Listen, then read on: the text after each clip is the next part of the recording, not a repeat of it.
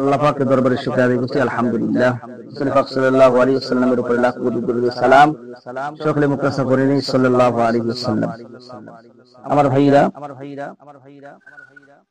আল্লাহ পাকের প্রিয় হাবিব, দুনিয়া ও আখিরাতের বাদশা, সাইয়্যিদুল মুরসালিন, শাফিউল মুজনাবিন, উম্মতের কান্ডারি, নবী রাহমাতুল লিল আলামিন হযরতে আলী রাদিয়াল্লাহু তাআলা আনহু অল্প বয়সেই আল্লাহ নবী সাল্লাল্লাহু আলাইহি ওয়াসাল্লামের হাতে হাত দিয়ে কালেমা পড়ে মুসলমান হয়েছে।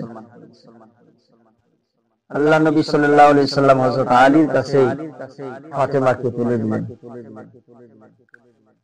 আমার নবীজি ডাক দেয়া বলে, হযরত আলী রাদিয়াল্লাহু তাআলা আনহুকে বলেন, আলী রে, আমার মেয়ে ফাতেমাকে তোমার হাতে তুলে দিলাম, তোমার কাছে বিবাহ দিলাম। একটা কথা মনে রাখবা, এই ফাতেমা আমি নবীজির গায়ের একটা অংশ।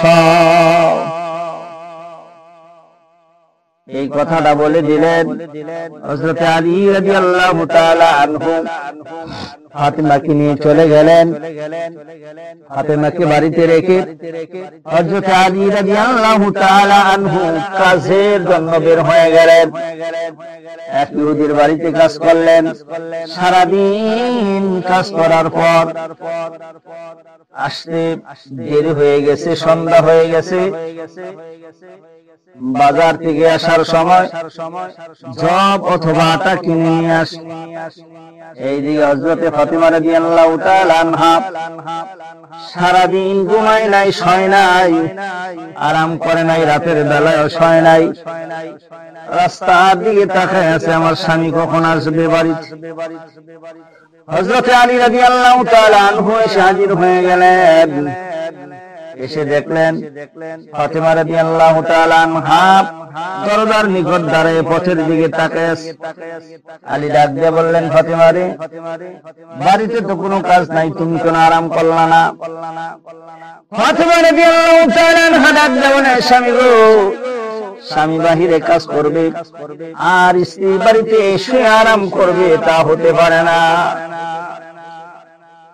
হযরতে ফাতেমা রাদিয়াল্লাহু তাআলা আনহা ডাক দিয়ে বললেন, স্বামী একটু আরাম করেন, বিশ্রাম করেন, শুয়ে পড়েন, আমি রুটি বানাই নিয়ে আসি। এবার রুটি বানানোর জন্য চলে গেলেন।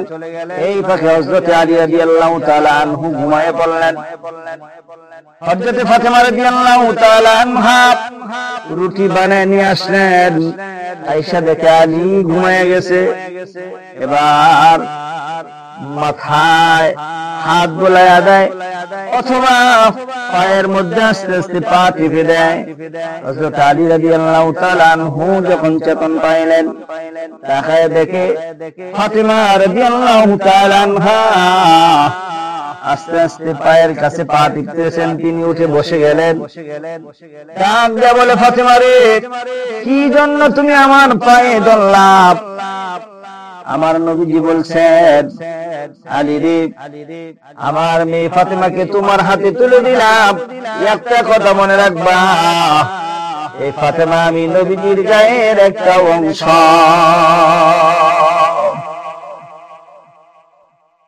কি জন্য তুমি আমার পায়ে ধরলাম, পায়ের মধ্যে হাত রাখলাম? হযরতে ফাতেমা রাদিয়াল্লাহু তাআলা আনহা ডাক দিয়ে বললেন, স্বামী গো, আপনার কথা ঠিক আছে, এটাও আমার আব্বার কাছ থেকে শুনেছি। আপন আপন স্বামীর পায়ের নিচেই হলো স্ত্রীদের জান্নাত। খানাকে রুটি খেয়ে নেন। আমার ভাইরা রে, এমন ভাবে তারা সংসারে একজন আরেকজনকে মানত, স্বামীকে তারা মানত আর স্বামী স্ত্রীকে মানত। এমন ভাবে তাদের সংসারটা তারা পরিচালনা করত। আল্লাহ রাব্বুল আলামিনের পক্ষ হইতে আল্লাহ পাক তাদের সংসারের মধ্যে রহমত বরকত নাযিল করত। আল্লাহ তাদের ঘরটাকে জান্নাতের টুকরা হিসেবে কবুল করে নিত।